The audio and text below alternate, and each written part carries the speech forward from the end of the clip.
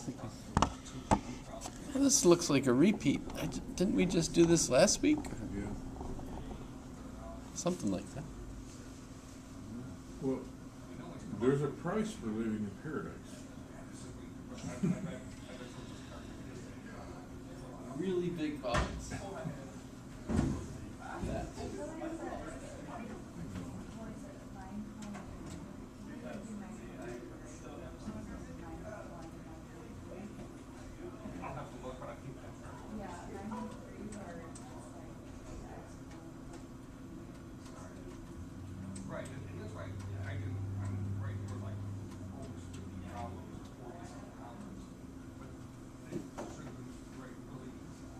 You're still early, so you can tell jokes. Yeah. Do you know where Noah kept the bees? No. In the archives. Oh. That's all that That's was. like 2 in 1. Art. Did you hear what was all over the place after the cheese factory blew up? Cheese? Debris. Debris.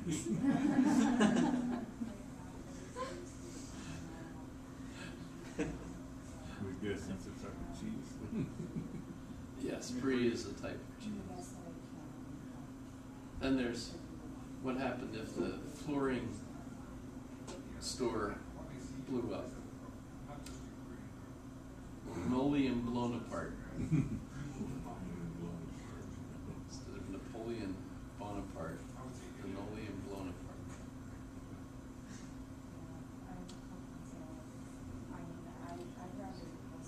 So next class, bring your own jokes. That way you don't have to suffer.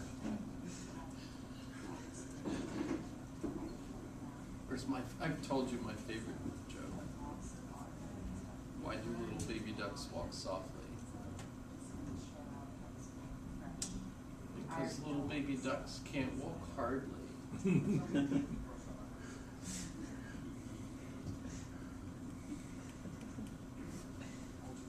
That's called punishment.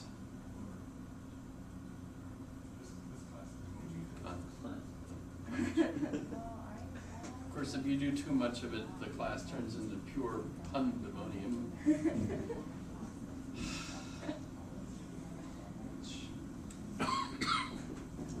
You know how the crazy people go through the woods? They take the psychopath. It's one of my favorite jokes is the time I accidentally ran over the rabbit. I was driving down the road and it darted across from the right, and so I swerved to the left to avoid it and ran over it in the middle of the next lane. I got out and I looked at the thing, and this woman pulled up behind me and she came up and looked at it. I might be able to help it. She went back to her car and came back. She had this spray can and she just started spraying the rabbit, spraying it, spraying it, spraying it.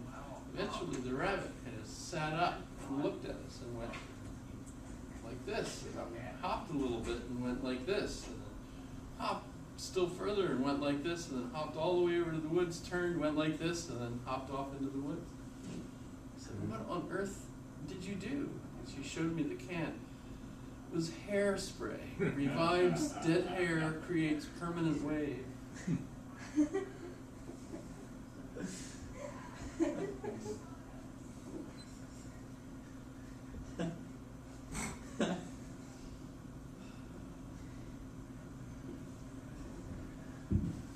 one is my daughter gave me the deer in the headlights look over there. You go, what? How'd the hair get back up? Wow, I mean, you can't beat modern technology for delivering jokes, though. I mean, there's so many absolutely tremendous, for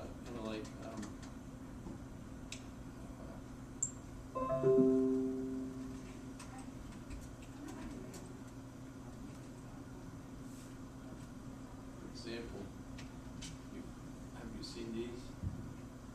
These are commercials. Usually they run for When you're running with these animals, the one thing you can never do is show fear.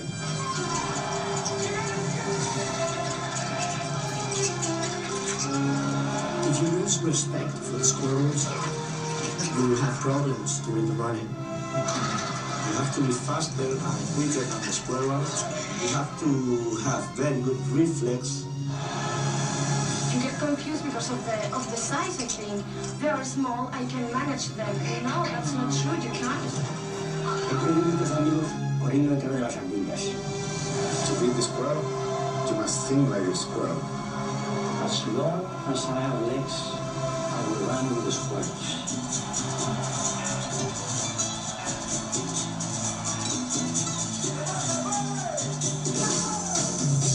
Yes, The cat, managing the too. complexities of the digital economy.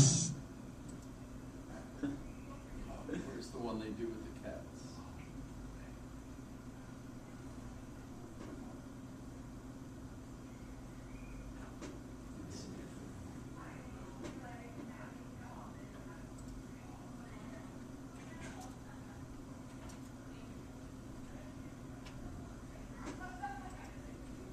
I don't have a lot of time to say if you switch to Liberty Mutual, you can save $782.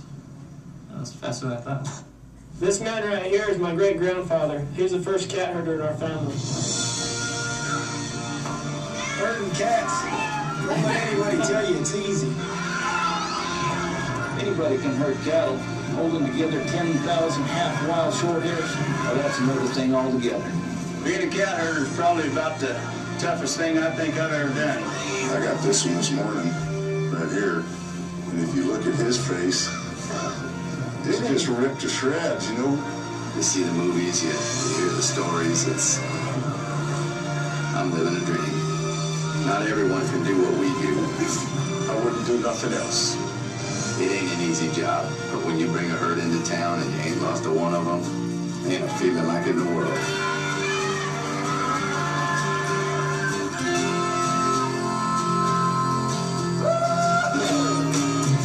EDS, managing the complexities of the digital economy. They've got one other one too on,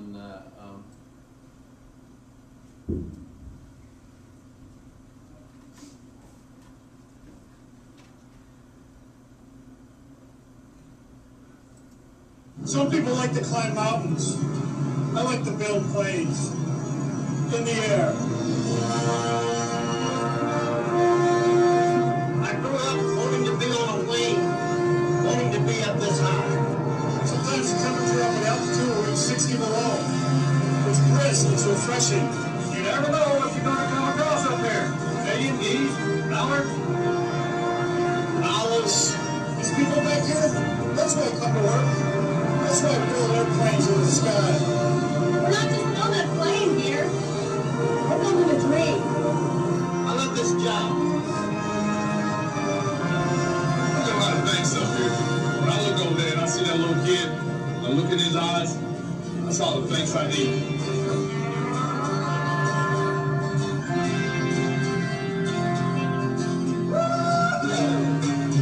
EDS, managing the complexities of the digital economy. I've never heard of them since, actually.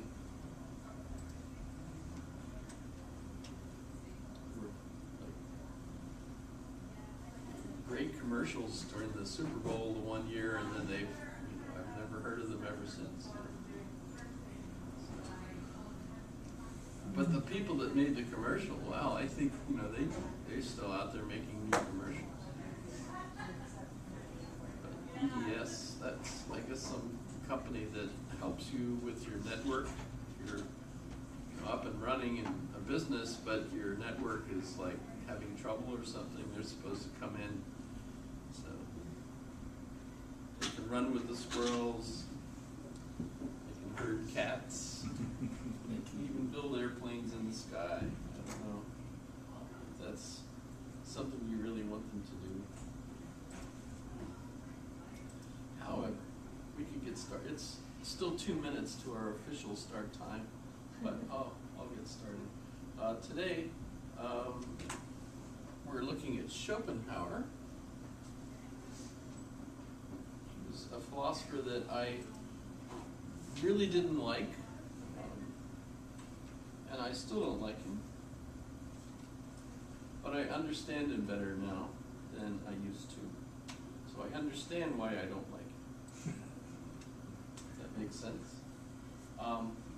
He was, yes, and that's exactly one of the reasons why I don't like him. He is ugly, ugly, ugly. Uglier than me. Although he does have, or he did have, a wonderful dog. So if you looked up Schopenhauer,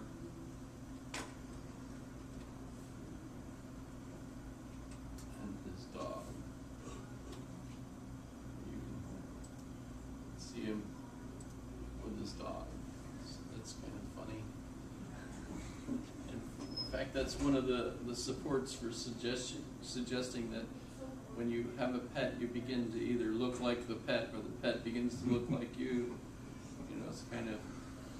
And he's famous for going all over Frankfurt walking his dog, you know. There's like silhouettes of him from the back, you know, that they had artwork and stuff. Just kind of interesting. Of course, that's one of the advantages of dogs. Even if people don't like you, you can get a dog that will. You know, that's kind of fun. Even his mother didn't like it. And you know, I found that out this year when I read, it was this year, it was this summer, I believe. Rudiger Safransky's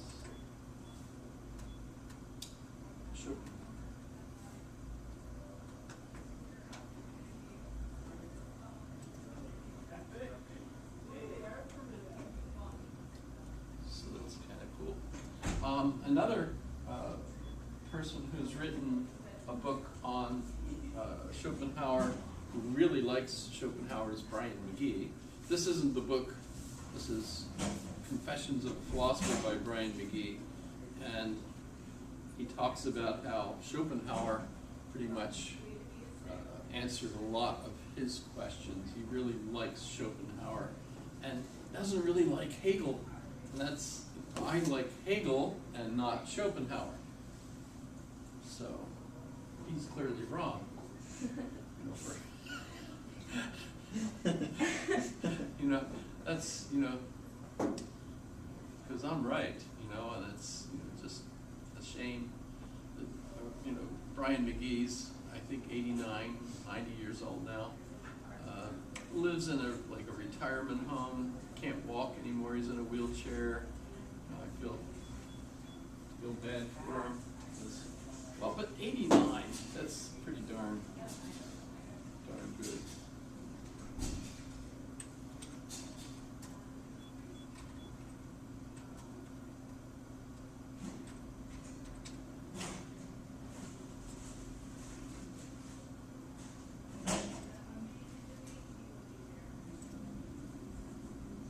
Arthur Schopenhauer was born in Danzig, now Gdansk, in 1788.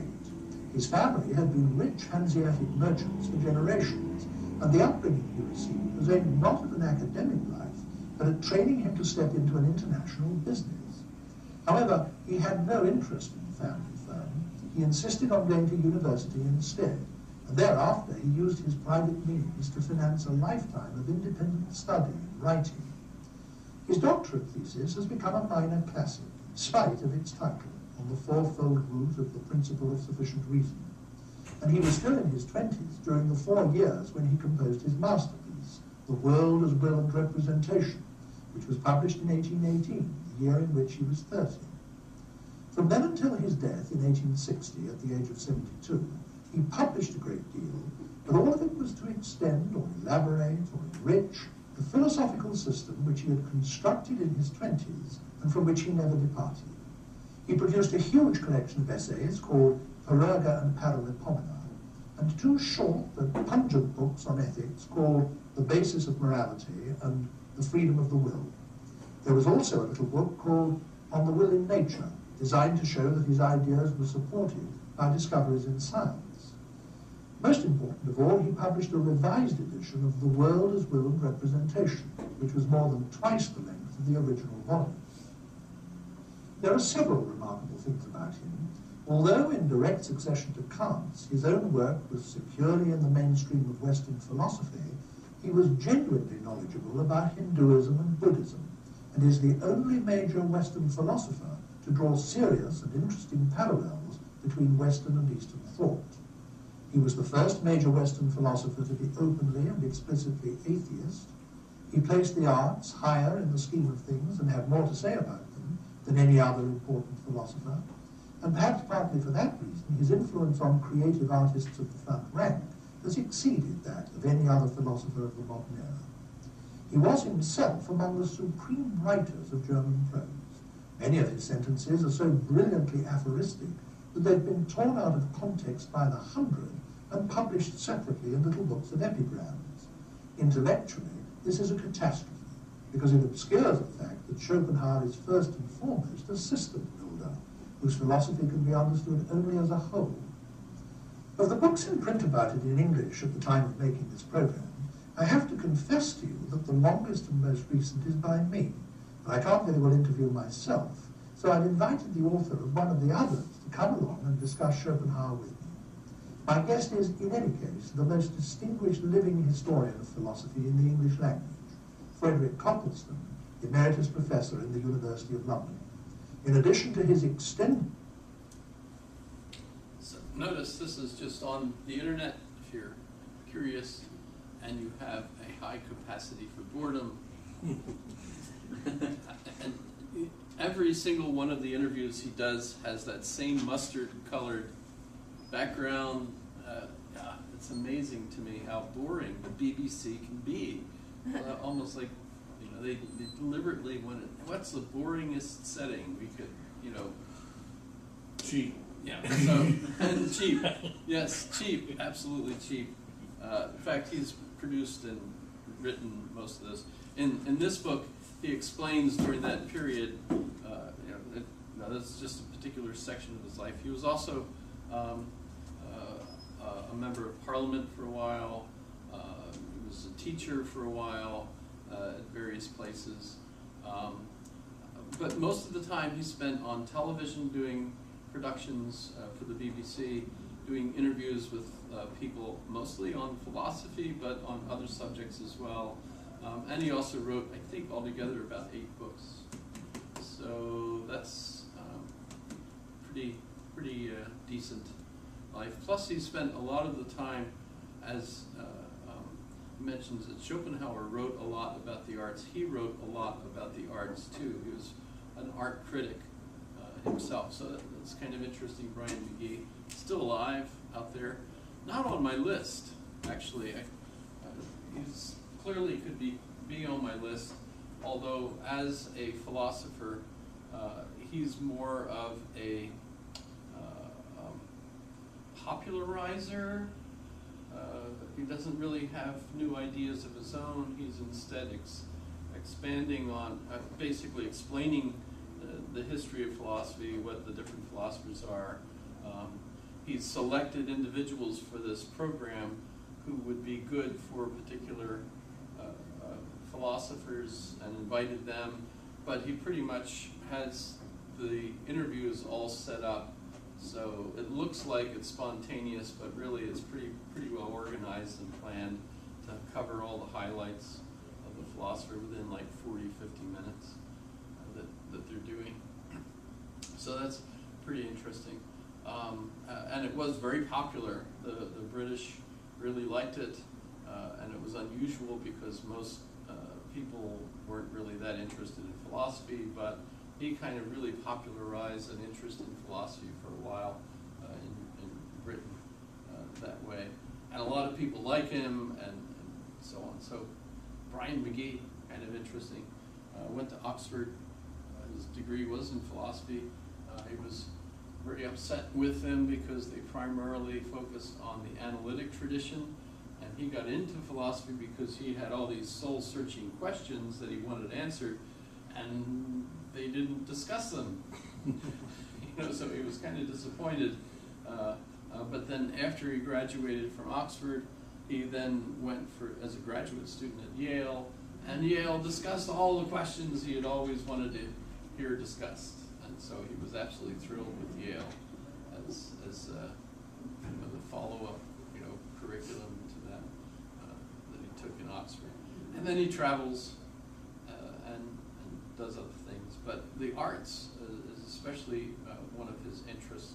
And tying that back into Schopenhauer basically looks at Kant's philosophy and accepts it, but then argues that Kant, instead of saying that the numinous is impossible for us to describe, and yet then Kant describes it, he argues that it's the will. And what does he mean by the will? It's, in a sense, the Buddhist concept of karma, that nature has a will of its own, basically, and that will is basically going to screw you over because life sucks, basically. And the reason it sucks is because nature, it has it in for you, basically, right? So he's an atheist, he doesn't believe in God, doesn't believe in the Christian narrative at all.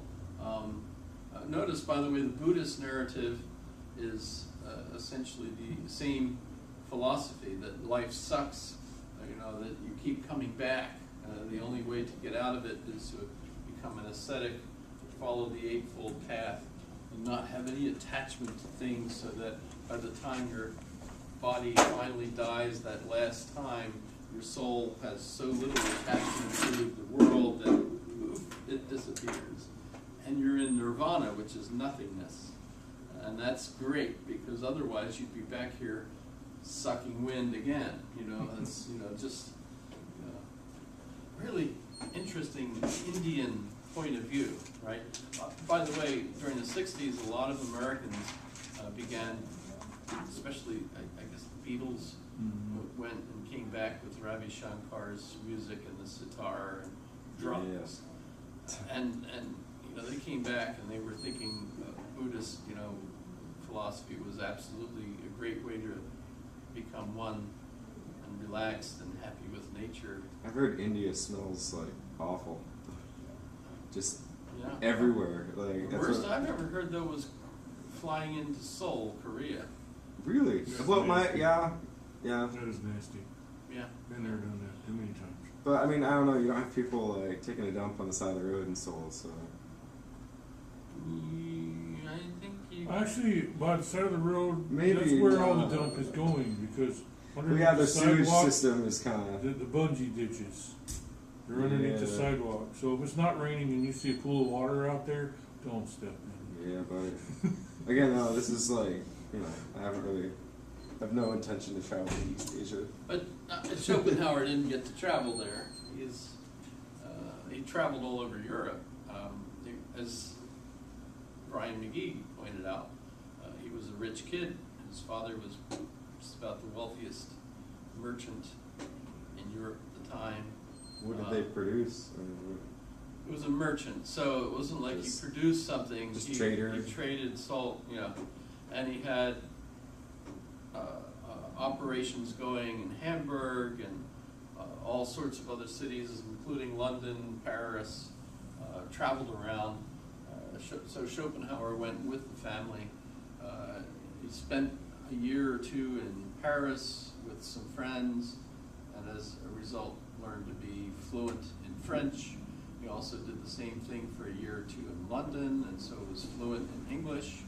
And then when he decided to go to university, and he ends up studying with people like Hegel, he had all his pompous, egotistical, Trump-like view of himself, that he was so brilliant, plus he was so worldly. He had learned so much from traveling the world, and instead he's listening to these professors who've been studying philosophy, but haven't been anywhere. And so his view of these people is that they're, they don't know what they're talking about. So I don't think he paid that much attention to, the offerings that they had. But I could see the cultural clash between a rich, spoiled kid with all sorts of experiences, folks with relatively few experiences of that sort, and yet at the same time, they're the official professors and that he's supposed to listen to. So he ends up disagreeing really with Hegel. Hegel had his own variation of a response to Kant. Schopenhauer, in a sense, to me, seems to not quite get it. How do you respond to Hegel? Well, he does. He's very critical of Hegel. In fact, once he's got his doctorate, he offers classes in Berlin, and he predicts within 2 years Hegel will have no students. But within 2 years, Schopenhauer had no students, and so he retired at a very early age going out on top to Frankfurt am Main, and that's where he spent the rest of his life writing books and walking his dog, and having friends in the cafes. He really actually did have some people that he knew and stuff for lunch at least, and his maid, I guess, but never married. And as a younger man, he would travel to visit his mother.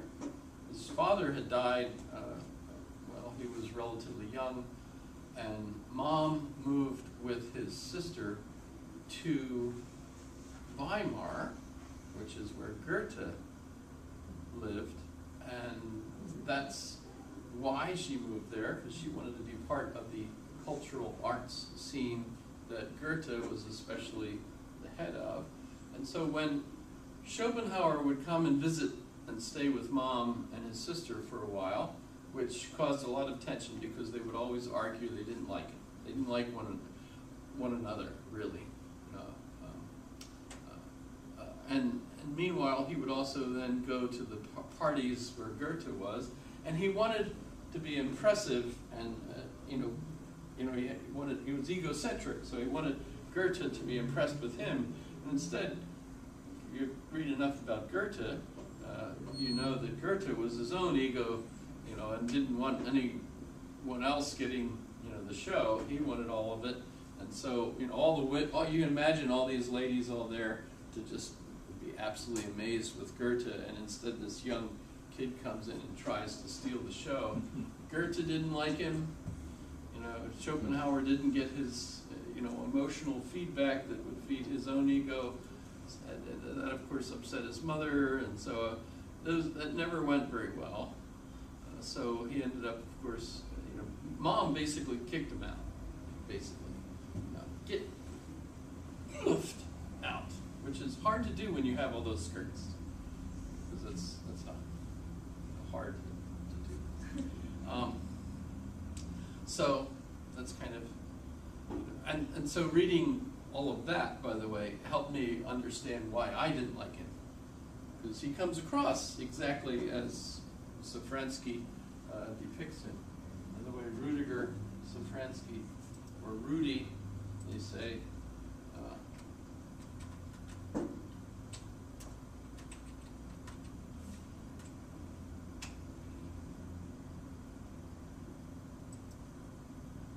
Christoph Poschenjeder, Rüdiger Safransky, herzlich willkommen in den Sternstunden.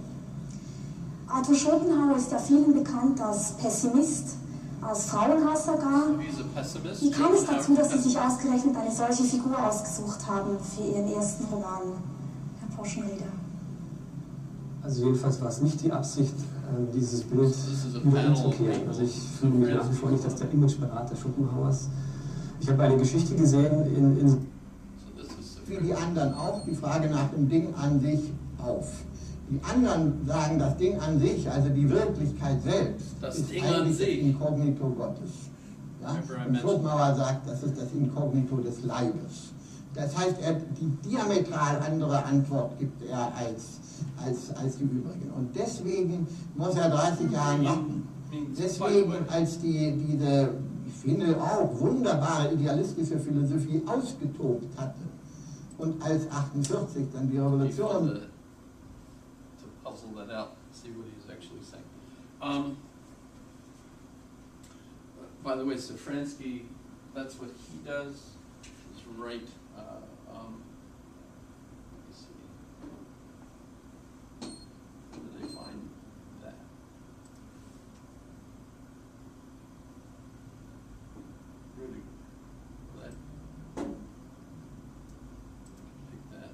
$782? That's a great deal. Liberty Mutual? That's a great company. Also heute wird das verkauft unter dem Prinzip des Taoismus, ja. Machst du deinen Tee, musst du den Schwerpunkt deiner Existenz. So who is he? Just so you know, he's got 4 books out there as far as I know. The 4 that I've read. The newest one is on Goethe, Schiller. No, those are not the books. Words, reference. What? Where is his philosophy books? List of works. Okay. So,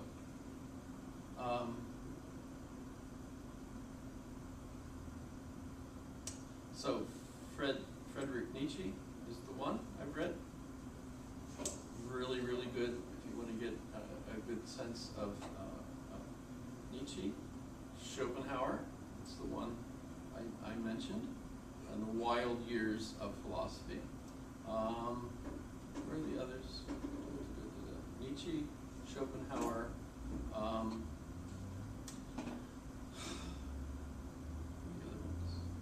Goethe, Nietzsche, Schopenhauer. What's the 4th one? Shoot. Who? That's annoying. Shelley? There's a 4th one that I read. It wasn't Schiller. It was another German. The same group. Shelley? Schiller? Oh, no. Who the heck?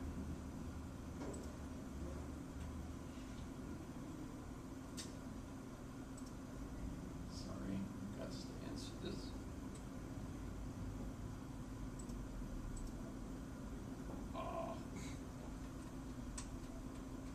Everybody's all concerned about security all of a sudden. Have you noticed? Heidegger was the other one. So those are the 4 I've read. It does look like he's got others out there. But if you're into biography, which, by the way, as I've gotten older, I've realized that biography is like way better at trying to learn the thinking of a philosopher, where he's coming from, how to understand his philosophy, etc. Some of the great ones out there, Wittgenstein is absolutely great. Duty of a Genius is absolutely great.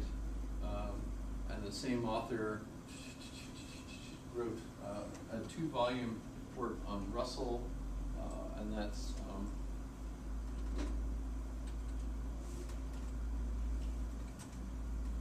Duty of Genius. And that's Ray Monk. Look at Ray Monk.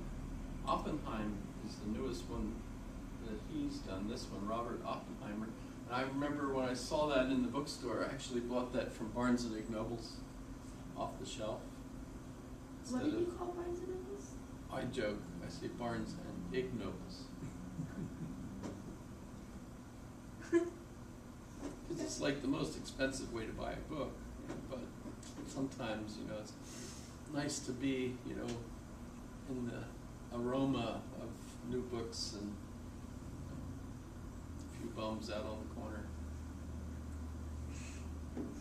which all cost you as you're trying to get into the store. You have to, they converge. You're like, you get through before they all ask you for money. I told you the one time I was in the bookstore and I picked up a book by Irvin Yalom called Existential Psychoanalysis. I was in line waiting to buy a coffee for my daughter, who told me, "Dad, go get me," and she told me what kind, and I'm trying to keep that in my mind so I don't, because she never just wants coffee. She wants, it's like, 3 or 4 adjectives, for the kind of coffee she wants. So I'm in line waiting, and so I picked a book down, and 2 guys in trench coats came over and started telling me their problems. Which is like, wow. So I ended up buying the book, turned out to be pretty good, actually. And my introduction to Irvin Yalom, who has been interesting, still alive too. But so I bought the Oppenheim book in the bookstore. Absolutely puzzled how he would go from Wittgenstein, Russell, Oppenheim? What? Or Oppenheimer, rather. Oppenheim was the artist that did the pile of junk, the art on the art building floor grounds at the campus. You're all familiar with that, right? No. No? Okay, I can show you that. Let's too see. real quick. Because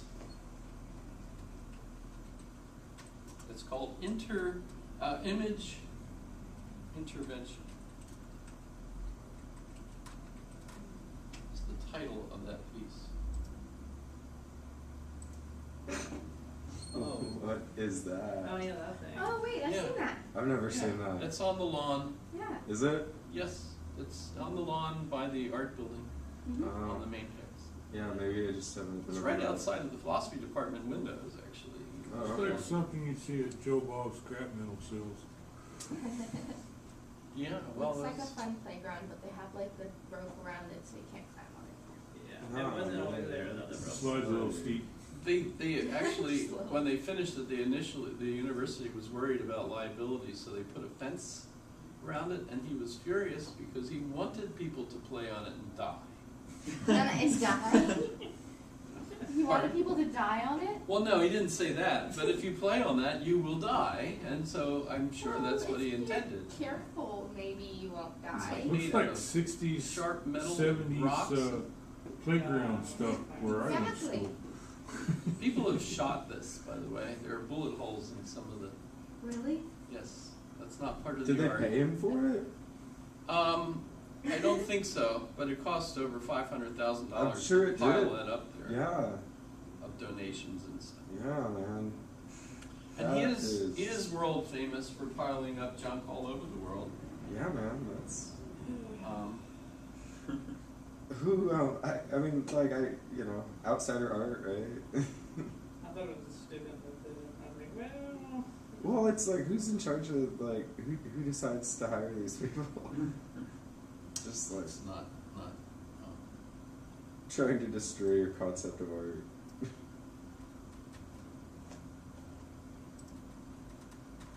Oh, it was put up in the 80s? Oh wow. Yeah, it's been there for. A minute. I don't know if it was that old.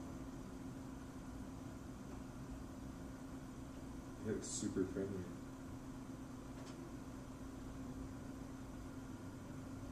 If you just click images, I'm trying to- you could probably. Yeah, I guess there's a web page. Yeah, that's pretty far out there. Yeah, so he's. Am I actually on his site here? That one's interesting. Well, I mean, yeah, like that one actually. No, these are site. Oh, okay, so yeah, that's one of his. That's. He is dead now. Okay. But yeah, he's. So far, that's my favorite. I mean. He's. Yeah, you could go look and by the way, I actually understand it better than I say by saying it's a pile of junk. That's just my initial. I'm one of you guys kind of approaches to being one with the audience, but then I explain to them, but why is it like that, and what was it that, so then I start offering narratives for it so that they can feel like, oh, now I get it. So it's the same. I guess that's okay. I'm a Christian. By the way, if God is all powerful, does he create a rock? Can he create a rock that's too heavy for him to lift? So first, you convince everyone that you're one of them, and then you start sliding into philosophical questions that corrupt them entirely. That's a philosophical question. Because otherwise, they don't take your classes. Everybody warns everyone, don't take Jamison.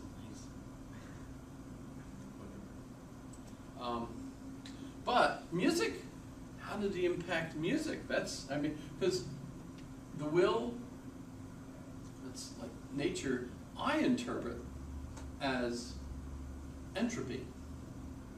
So when you think about it, one of the second law of thermodynamics is that all closed complex systems lose energy and gradually spin down and collapse, right, into what's called symmetry breaking, right?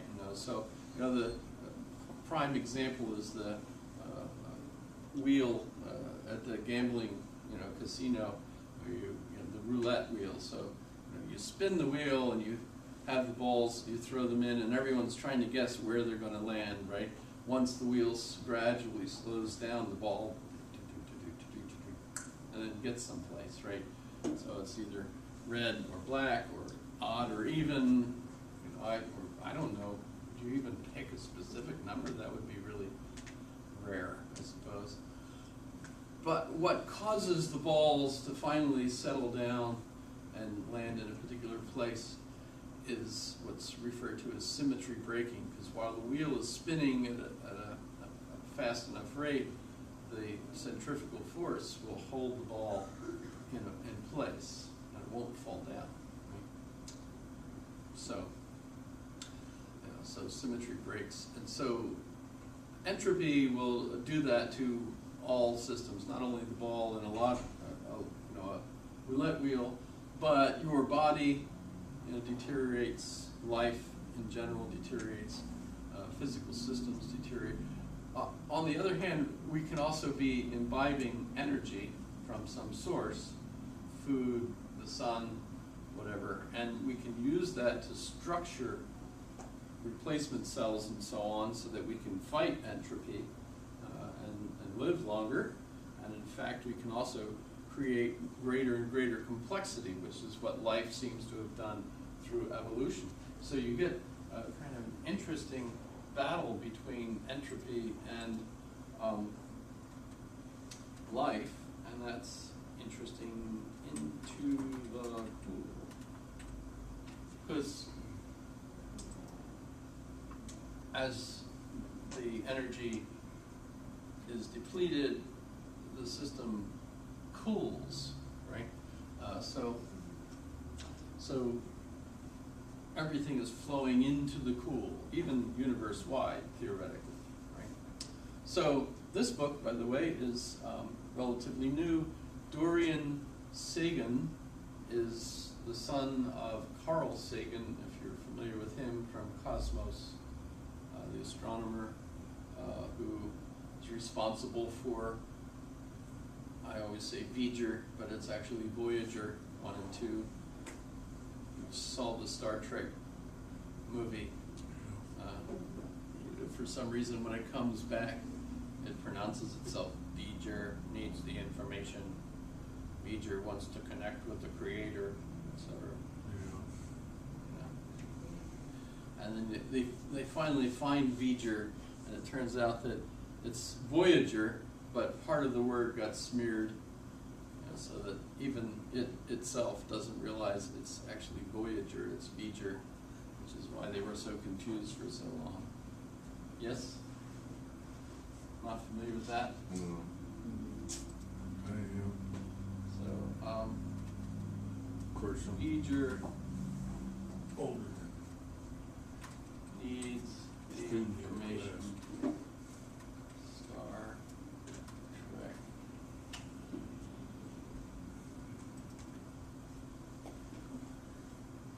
Voyager needs the information. Voyager needs the information. Voyager needs the information. Sorry about that. That's what I was looking for and found it. Thank you, Google. Too specific, huh? Yeah, it was. I mean, it's obviously just one particular clip in the.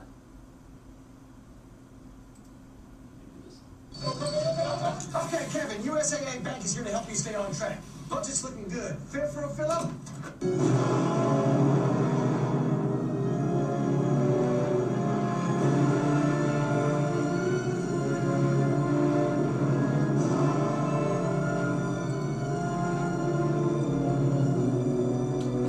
By the way, a spoiler. Voyager.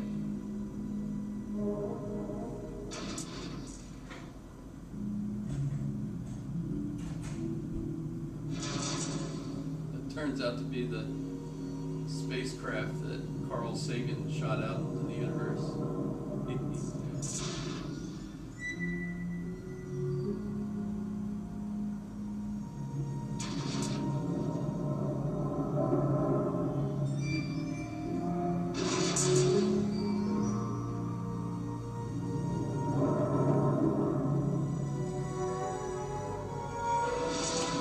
That was actually one of the crewmen that was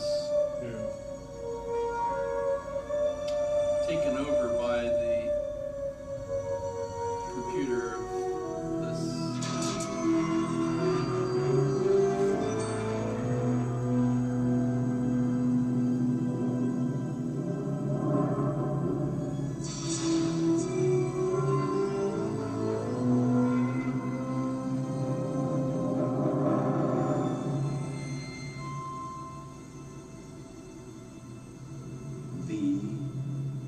VGER. Feature.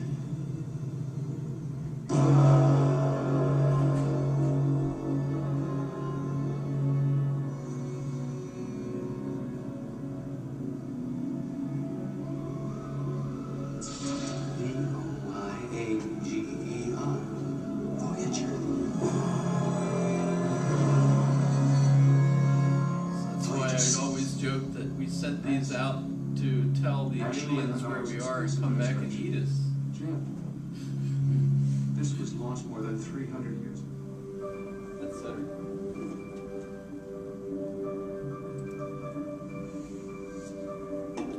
But let me go.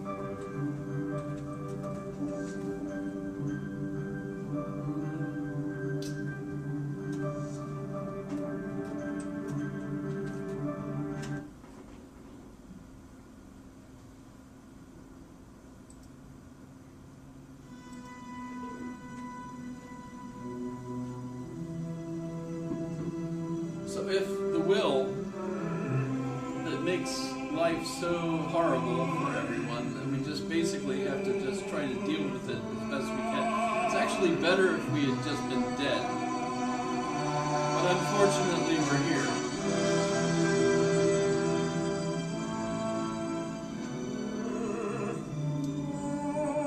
That being the case, what can make life at least acceptable? Art. For Schopenhauer, art can make at least the evening a good evening. You know, or a painting can be, you know, so music especially is emotionally powerful and can kind of enable us to escape out of the horrors of life for a while. Richard Wagner, who was a composer of lots of operas, but also other music, was highly influenced by Schopenhauer. In fact, this opera series he dedicated to Schopenhauer. This is Wagner. This is Wagner. This is Wotan. So this is one of the operas from the Ring cycle, which is 4 operas that altogether take about 16 hours to perform. But they're all about the gods: Wotan, Freya, Fricka, Loki.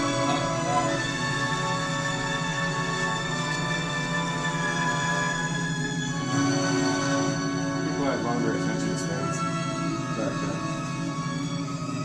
Well, they didn't have other distractors like the internet, Well, I TV, mean, radio. That's kind of what I mean. I mean, like, where was there else? I mean, that was it. There are no distractions. You just set the show. And this was like, wow, this was overwhelming for the time. This was Special effects. He was the George Lucas of his day. You know, Well, we look back at this and we think, well, geez, you know, No, the musical nobody's quality. died, you know, for over an hour, you know, and that's true, right? But one of the inventions that he creates is the lead motif, which is a song motif. I think we have another word for it. It's a French word, actually, right? is kind of a repeating little melody, lead song, right? So it's a little melody. We use this now in all of our movie things and so on. John Williams uses it all the time. Yeah, I was going to say that this sort of reminded me of, like, it sounds like a modern movie soundtrack. Well, but Wagner's, there's some interesting arguments over, who was more influential at the time, Wagner or Verdi. Verdi was kind of the Italian contemporary of Wagner. I'd say the Wagner school won out for sure. Well, the trouble, of course, is that the Wagner operas are much heavier, take a lot longer to produce. I mean, they're like this opera, Die Valkyrie, is 5 hours long. Verdi operas max out, even counting intermissions, in 3, most maybe 4 hours. Okay. And that's counting intermissions. If you add intermissions to this, it's even longer. I mean, just musical style. Like, you don't hear anything that sounds like Verdi. Well, if you go to movies, like a movie. if you go to movies, you're going to hear Wagner's music much more than you'll hear Verdi. Yeah. Because it seems, I mean, it's just a rough guess, but Verdi did have a great impact as well. I don't want to interrupt this, but there are books on that argument. In fact, I've seen debates who had more influence, Verdi or Wagner. And you could argue for Wagner because of the impact it's had on our culture and so on. And also Hitler loved Wagner's operas, and one of his proud boasts was that he had gone to see Die Götterdämmerung 100 times. And that's a 6-hour opera. That's somebody that doesn't have anything to do. Well, Hitler this had is a all lot this is going. all romanticism, right? Hitler, had, he didn't have hotels, but he did have wars, things of that sort. I don't want to give anyone the impression I'm anti-Trump. I'm neutral. I want to be an observer and just enjoy the whole show. It is fascinating. Yes. This is truly the most entertaining year and a half I've seen. But the focus of the ring cycle is that Wotan is cursed because he gets a hold of the ring of power. And so he's cursed by having it. Remember, this is exactly so he ripped like off the Lord ring. of the Rings. Or other way around. Other Ripped him off. way around. It goes all the way back to the Ring of Gyges, which is the oldest ring story I've ever heard. It's the ring of power. You get the ring, and you put it on, and you're invisible, so you can do whatever you want. And Plato uses that Ring of Gyges story in order to demonstrate that doing whatever you want actually ends up leading to bad things for the society. It's not good to just have whatever you want. So the interest of the stronger and the individual with the ring would be the stronger. Turns out not to be really the ideal moral basis for setting up a society. Right? So, golden rings, kind of have a mythical power, a clear, interesting connection. But so in this one, the problem is Wotan's will is in conflict with this fate, which is essentially the will that Schopenhauer describes as part of nature. So that conflict eventually will bring about the downfall of the gods. And Die Götterdämmerung is the twilight of the gods, so the ending of the gods. Dimmering, you think of it, right? The Götter, gods, Dämmerung, right? The dimming of the gods. One of my favorite pieces from music is beautiful. because this is his daughter, by the way. She's broken his rules, and so he's putting her to sleep, not killing her. But her punishment is that now she's going to have to lie there on that rock, surrounded by fire, so that only the greatest hero can wake her up. But she's lost her power as, this is Brunhild. Right? So who's the guy? Is that like Wotan. Wotan. So the chief god. But he's putting her to sleep, and he's gonna. Do we get the? We might not hear the music for the fire, because he's going to create fire now all around her, so that she's safe from anyone except for the greatest hero. But once that greatest hero comes, guess what? She gets to be his wife, whether she really hoped for that or not. Yeah, right. Weird. I don't know, man. I think Verdi's a lot more fun to listen to without the scenery. I think for a soundtrack, Wagner wins out. But I think Verdi wins out on just the art music. This is one of his later movies. I mean, sorry, operas. Same thing. One of the earlier ones, like Tannhäuser, Rienzi, Das Liebesgebot, I think, is the Love Band. That's actually quite similar to a lot of Verdi's stuff, actually. That's her armor. He's dressing her up, at least. But, of course, that's when Siegfried will undress her.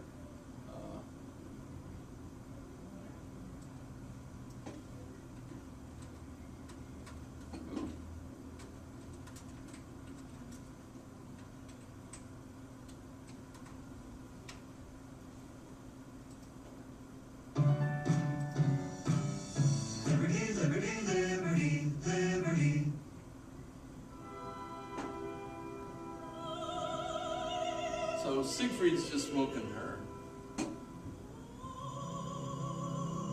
And as I've heard in an interview, the soprano explains within a half hour of music, you have to wake up from years of sleep, right?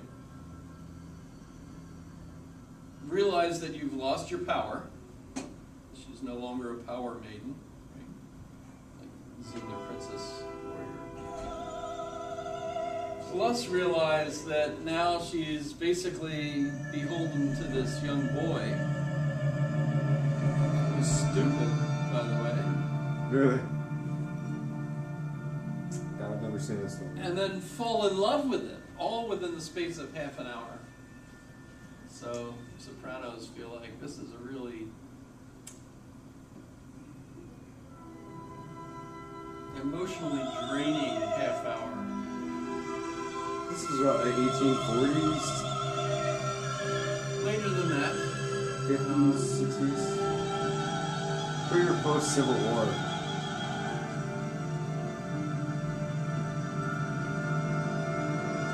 Oh, it was definitely after Civil War. So would this have gotten a lot of play in America? Because, I mean, there was like a ton of Germans here at that time.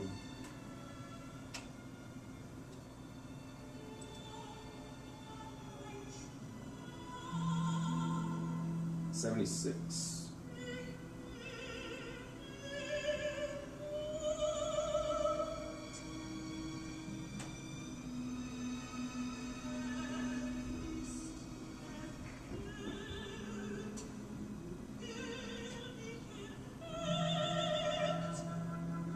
But what does Wotan in is the will.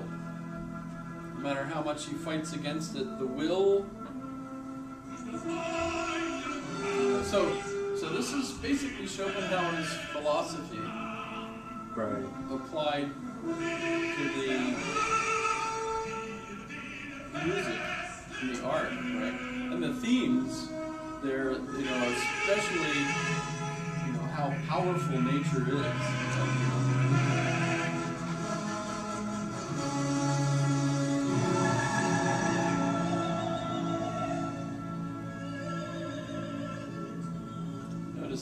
uniforms are a little different in costumes. You can pick your opera. I mean, there's lots of different folks doing.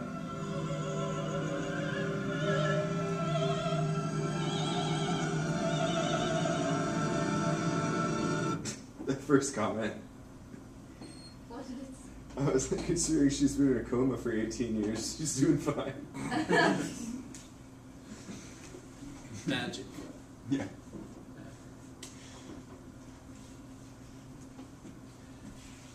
And she didn't age a bit.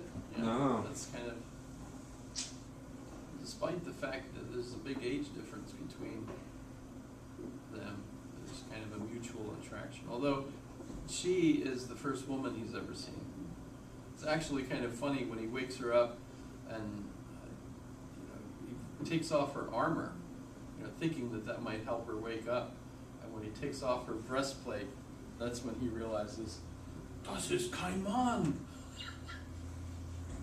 That's no man. What is that? Oh, what is it? Ah.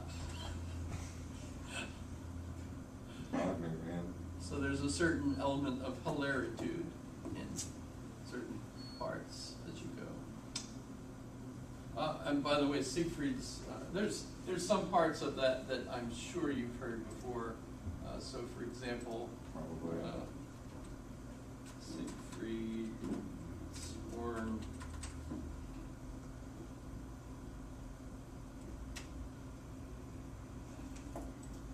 You could hear it just in concerts, of course. This is kind of cool. She's going to do it right in the middle of the market plots. I don't know. Didn't Wagner also do Flight of the Valkyries? Yes.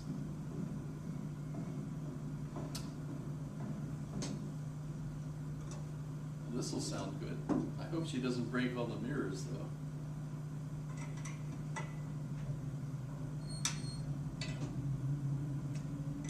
Did we need to see that? I don't know. Makes it look super legit.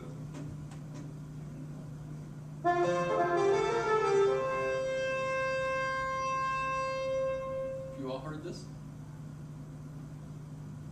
Yet? I mean, 9? Sorry. When I go far in Russian, pops into my head first.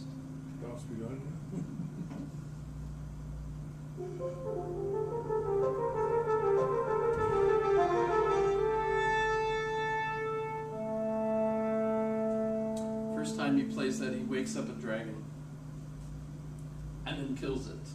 So that's nice.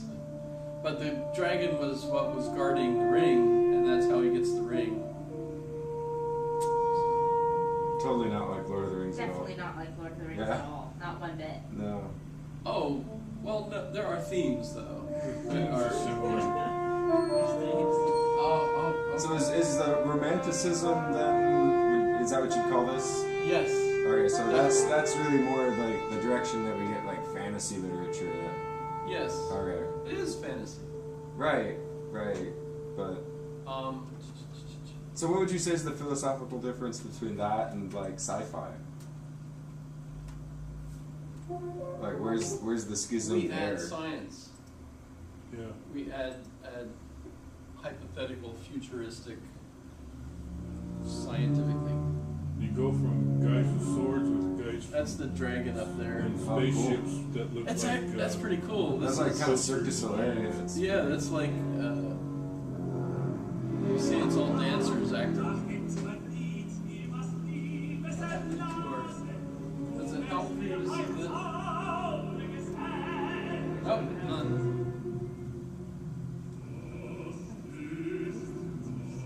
What is there?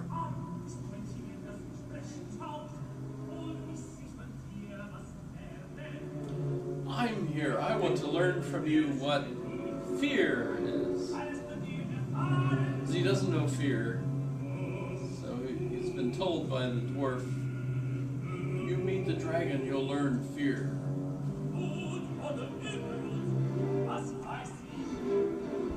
Are they nude? I think they're nude people all painted pink.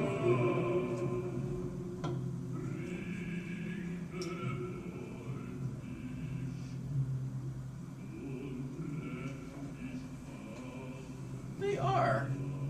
They're wearing bodysuits. They are. Well, they don't cover very much, too. It's supposed to be looking at its eyes.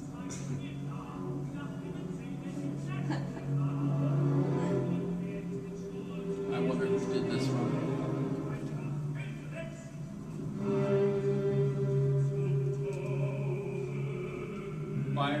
So it's Bayerisch Staatsoper. Bavarian.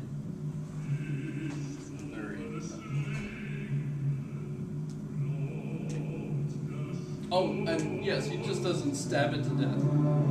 Have a long conversation first.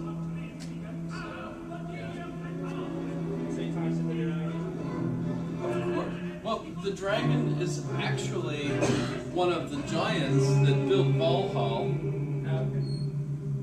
and then put the magic Tarnhelm on and transformed itself into a dragon to guard the ring and the golden hoard that was all part of what was stolen from the dwarves.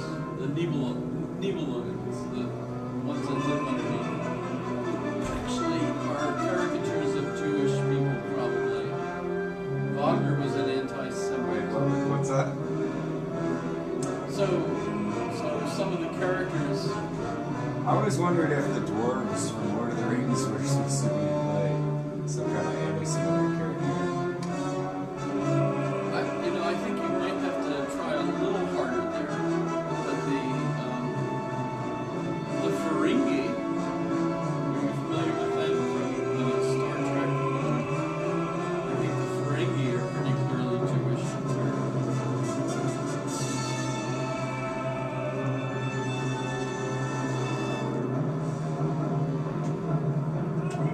Doesn't look like it, but he actually killed the dragon with that stroke. You can tell by the music. The dragon still gets to, in opera, the characters that are dying get quite a lot of singing to do before they actually drop dead. So that's kind of, all of that is actually on the web, so you can, the one I like though is,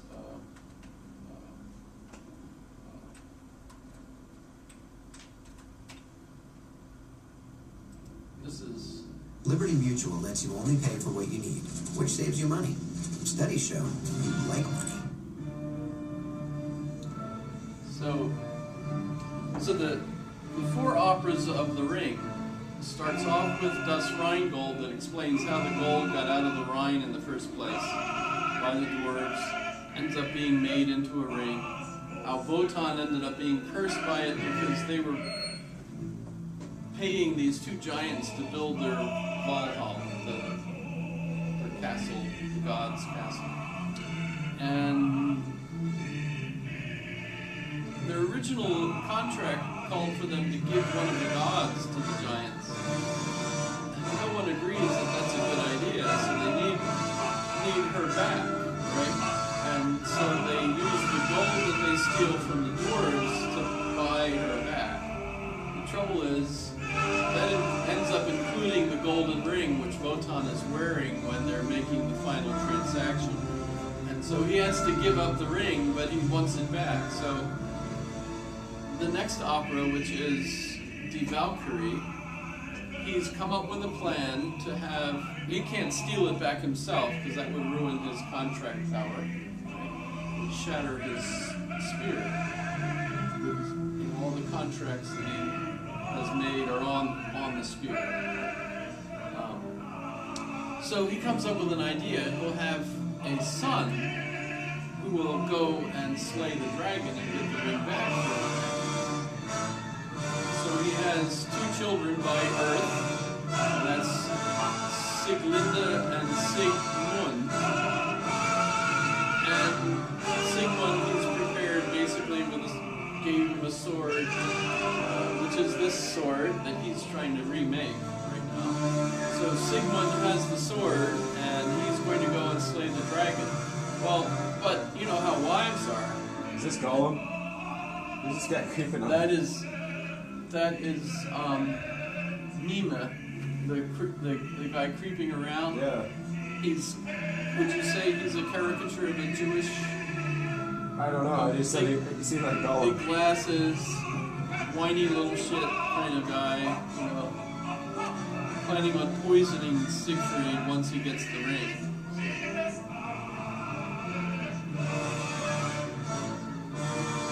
So yes, very anti-Semitic. If you interpret it that way, theoretically, it's not.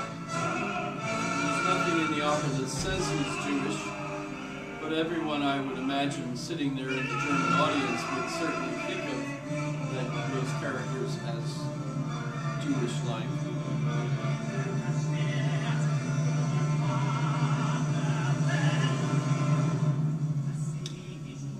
But so, Wotan's wife insists that he can't do this. That would break his contract. So he's got to stop his own son, who's going to kill the dragon. So he goes and ends up killing his son, or setting him up so he will be killed. And the sword breaks at that conflict. Right? Well, but the daughter, Sieglinde, who's pregnant already with Sigmund, so that's the sister and brother have had a child. She's pregnant with the child, which is going to be Siegfried. She gathers up the shards of the sword and brings them back. It's kind of like Anduril, or whatever the sword is that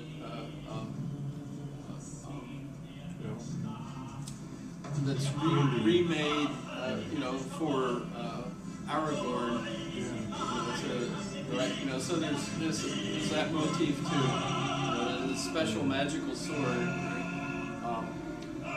But so Siegfried, which means victory, free victory, right? He is free to go and kill the dragon because Wotan didn't conceive him; it was the kids that did. Right? Plus, he makes the sword back again. So the reason the sword is powerful again is because he makes it himself. So it's not Wotan that enables him to kill the dragon. Siegfried is free to do this victory all on his own power. The trouble is, en route to Brunhild to wake her up, he slices through Wotan's spear with his sword, and Wotan is out of power.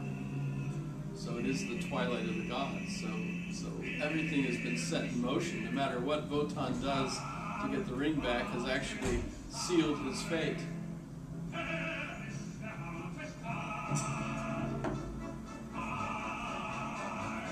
So I guess the guy that did all the music for the Lord of the Rings films studied Wagner really intensively to try to capture the same sort of... I think Wagner's definitely had that kind of an impact on music composition ever since.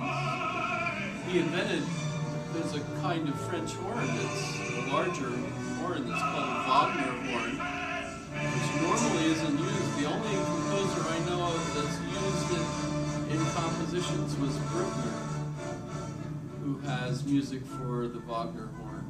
Right. No, it's like really John Williams sounding.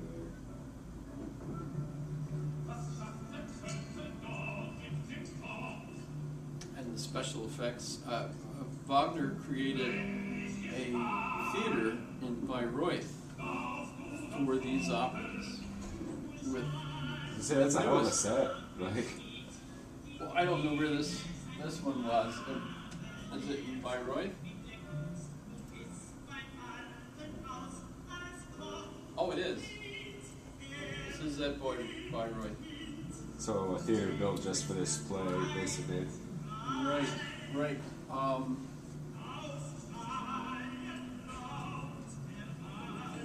Neil Ferguson? Is it N-A-I-L?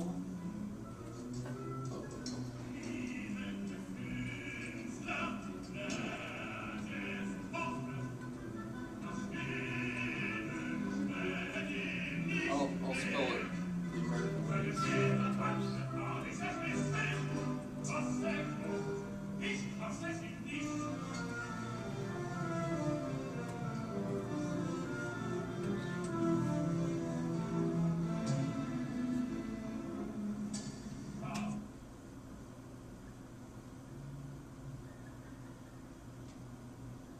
wrong guy. Which one is it? Oh, it's Fry.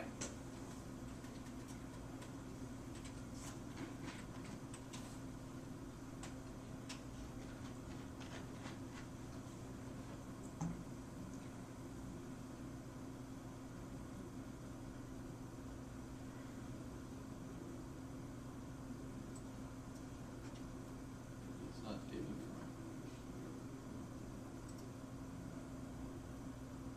Oh, okay. Stephen Fry. And it all starts with this. The so-called Tristan chord. It's another opera, Tristan and Isolde.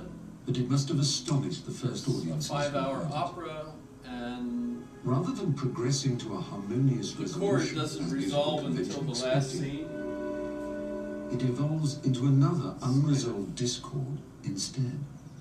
Yeah, it's like that creepy, like what I've I'm come listening to to the right house now. where Wagner once lived to explore that cluster of notes which opened the door to modern music.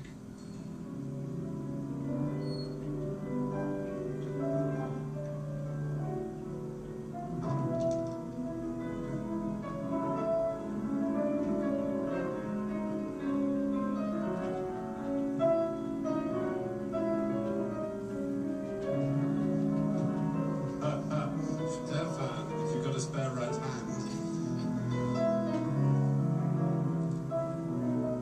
So, hi, you're playing on Wagner's piano. This was given to him, I can see, is it? This is a pretty good piano, a gift from the Steinway factory.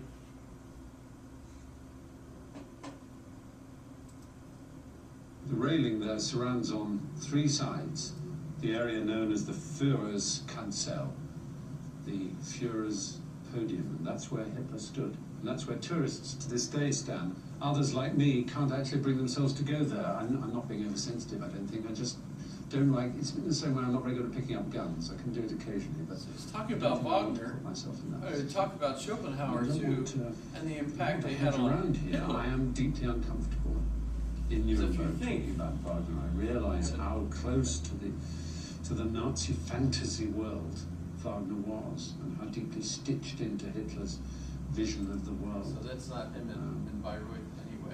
It's very difficult. I have to keep reminding myself, and I do it best by simply listening to the music, how unbelievably complicated, ambiguous, emotionally honest. Triumph of the will. So, which one is this? Schopenhauer.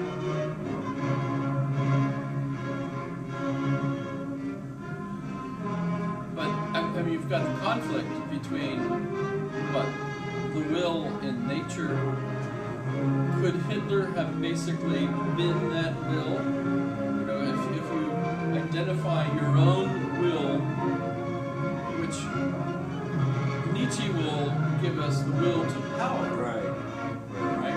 Which is influenced by Schopenhauer, because Nietzsche basically is absolutely impressed with Schopenhauer, and his own philosophy is that, you know, we want the will to power, and that's of course what will influence the young man Adolf Hitler. What's not seeing that?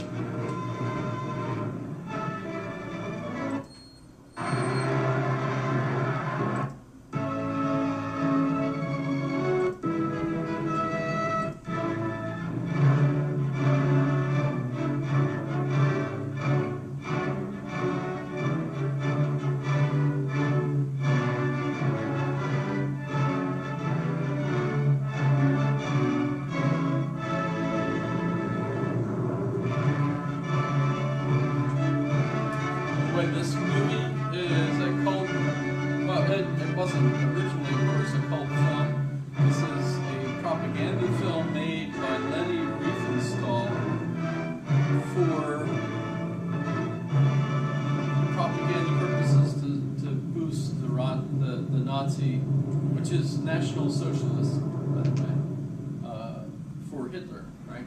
So it shows Hitler flying in on his Trump jet. I mean, on his airplane. Right. In the airport prior to the rally in Nuremberg or Kansas.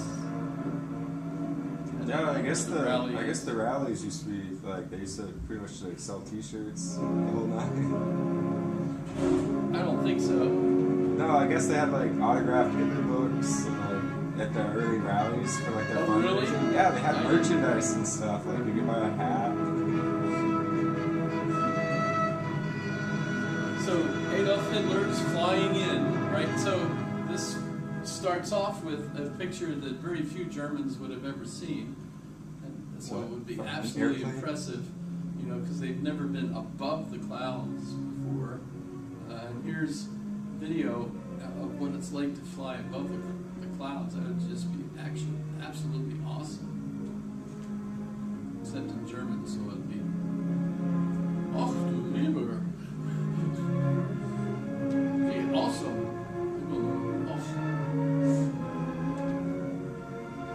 Extraordinaire.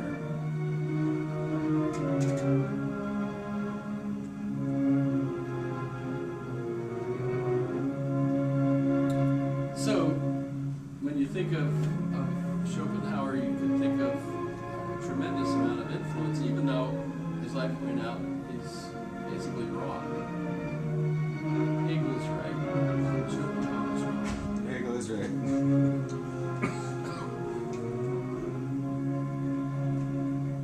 And this is also very pessimistic as opposed to elating.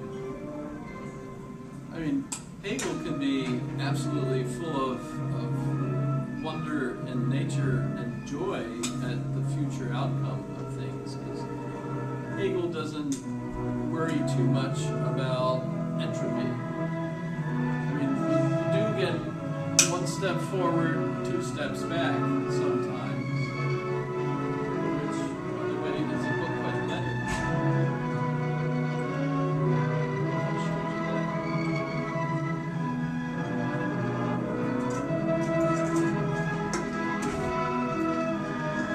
Sounds like the soundtrack to a lot of old black and white movies I watched. Yes, it is an old black and white movie. One step forward, two steps back. By Vladimir Lenin.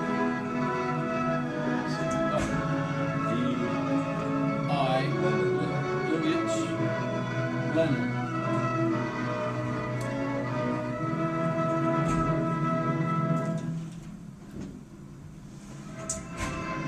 Although he's a Marxist. So I need a good quiz question. You do. Do you think it should be legal for us to watch The Triumph of the Will? The whole movie's right there on the web. You could watch the whole thing, including all of Hitler's speeches. Yeah, buddy. And, you know, you can, like, put Trump right next to him and, you know, make comparisons. It's almost like history. Especially when the plane arrives, it doesn't say Trump on it. No. But, you know, but it shows him climbing down the steps and, you know, giving. Is there any, like, the toilet paper on his shoe? There's no toilet paper on his shoe. Because he had a good staff. He did. Sure That would have taken care of it. By the way, that wasn't, if you looked at that carefully, it wasn't toilet paper. It was a napkin It or was, some kind of. it was, well, it was a folded piece of paper, and I've never seen toilet paper folded, creased, you know. Maybe it was one of those letters they were hiding from him. So it was top secret paper, Yeah. you know, that blew away in the wind. Well, you worked at CUNY, right? Yes. When we were there, I think one of the vans crashed or something, and like a bunch of stuff just like blew all over H1. Oh no. Yeah. But then Snowden Well, happened, so. you know, that's a pretty safe environment for that to happen because no one there can read. I know, right? Or yeah. Ooh. I said that about the H1, which is the main road in Hawaii, and I recorded it. No, and I was there.